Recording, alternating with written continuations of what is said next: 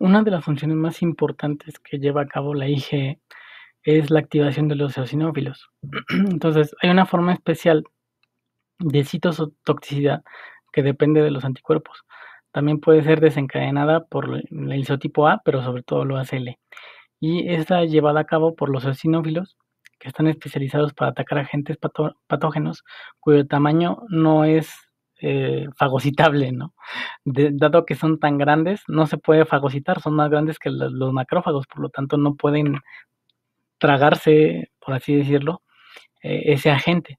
Entonces, la única forma de eliminarlos es rodearlos con un gran número de células efectoras y que éstas exociten diferentes mediadores para eliminar a la amenaza, ¿no? Entonces, lo que pasa es de que los IgE se van a unir a las paredes a las pieles, en este caso son el milto, un gusano, este, y los anticuerpos van a ser reconocidos por los eosinófilos, que una vez que detecten al anticuerpo que se unió al antígeno del gusano, empiezan a liberar muchas proteínas que van a afectar y a matar a la lombriz, al gusano intestinal. Dado la enorme afinidad que existe entre el IgE y la respuesta matocitaria, los mastocitos, que tienen algunos una enorme afinidad por él y hasta más de 100.000 moléculas receptoras por célula de mastocito, eh, y que eso va a desencadenar reacciones inflamatorias agudas muy fuertes. Yo, por ejemplo, yo creo que alguna vez han escuchado de alguien que por alguna reacción inflamatoria se le empiezan a cerrar las vías respiratorias, y pues puede ser muy peligroso, ¿no? Entonces se están generando terapias que precisamente son anticuerpos que detectan al anticuerpo IgE para que no se den este tipo de reacciones y pues no haya peligro, ¿no? A este tipo de anticuerpos eh, se les llama, tiene un nombre bastante complejo, omal, omalizumab, que precisamente detectan la región cristalizable del IgE y cuando está presente, pues simplemente la invaden y hacen que no sea disponible para los mastocitos. En tanto, se inhiba precisamente esta respuesta mastocitaria de la inflamación que desencadena cuando los detectan. Bien, pues dado a todas las capacidades que tienen estos anticuerpos, pues el ser humano ha generado la capacidad de poder utilizarlos a su favor. Y, y Y dadas las respuestas o las cosas que pueden hacer, pues ha generado cuestiones muy interesantes para nuestro beneficio, ¿no? Entonces vamos a hablar un poquito del tipo de reacciones, así muy a grosso modo, del que hacen los anticuerpos y cómo las usamos nosotros a nuestro favor. La obvia es la opsonización, ¿no? Que es el marcaje molecular. Entonces, la opsonización es que los anticuerpos marcan molecularmente a un antígeno y son fácilmente detectables por las células del sistema inmune. Llámese un macrófago, un eosinófilo, una célula natural killer. Entonces, esa es la opsonización, es un marcaje molecular. Es como ponerle como que estés en un cuarto oscuro y tú seas una célula del sistema inmune y el anticuerpo sea una bala fluorescente, un foquito que se pega y que se le pega al antígeno y prende, ¿no? Entonces, como que le da una facilidad a las células del sistema inmune para localizar, detectar muy fácilmente a los antígenos que tienen que fagocitar o independientemente de la acción que puedan generar. La otra es la neutralización. En la neutralización, pues simplemente es que se le pegan y eh, hacen que no sea posible que penetre el agente patógeno, ¿no? Aquí, por ejemplo, ponen la diferencia entre un anticuerpo neutralizante y no neutralizante, ¿no? En el caso del neutralizante, pues no permite que los receptores, en este caso de un virus, puedan penetrar a la célula. En cambio, los no neutralizantes no se fijan a ese lugar con el que el virus puede penetrar a la célula, entonces no tienen efecto, ¿no? Entonces, la otra de las funciones que hacen es neutralizar.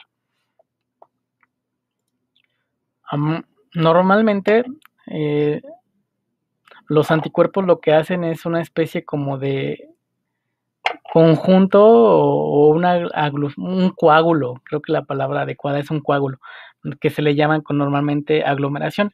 Esta capacidad que tienen los anticuerpos de aglutinar o de hacer como pequeños coágulos, nos da la capacidad a nosotros de hacer muchas pruebas, por ejemplo, la del tipo de sangre que tenemos o incluso de muchos sueros, son visibles y son detectables, nosotros las podemos hacer y es más, las vamos a hacer cuando vayamos al laboratorio.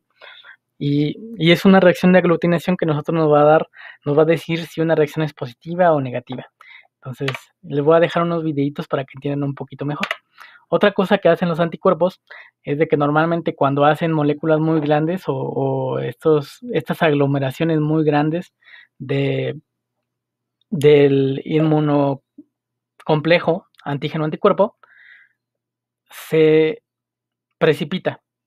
Entonces, en una solución, uno puede precipitar el inmunocomplejo para quedarse solamente con el complejo y los anticuerpos que se unieron a él. Y esto nos ha dado la capacidad de hacer inmunoensayos ya muy sofisticados. Uno de ellos es el radioinmunoensayo, donde los anticuerpos los marcamos con alguna partícula radioactiva y nos pueden dar la capacidad de detectar ciertos complejos en una solución.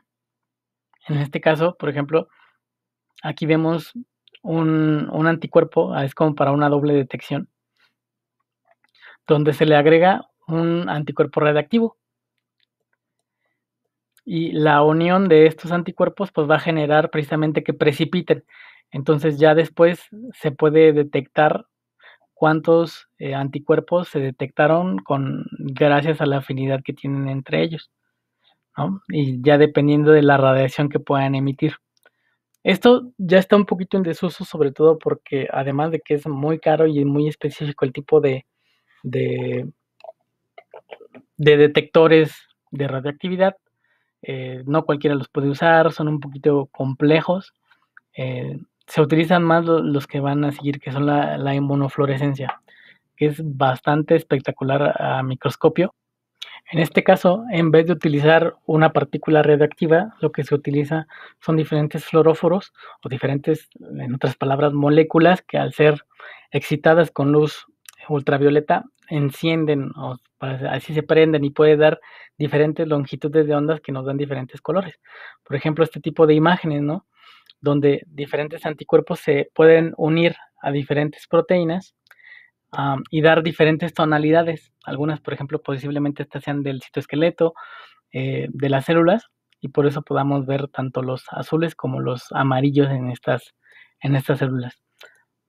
Entonces, hay de dos tipos, que es la directa y la indirecta. En la directa, el anticuerpo, perdón, que tiene el fluoróforo, se une directamente a una proteína de la célula y ya en un microscopio uno puede ver la fluorescencia. En la indirecta, pues lo que se hace son anticuerpos que detecten un anticuerpo que detecte una proteína de la célula, ¿no? Entonces, el principio es el mismo, simplemente la forma en que se hace es la diferente. Y bueno, gracias a esta capacidad que tienen los anticuerpos, se han generado muchísimas pruebas clínicas.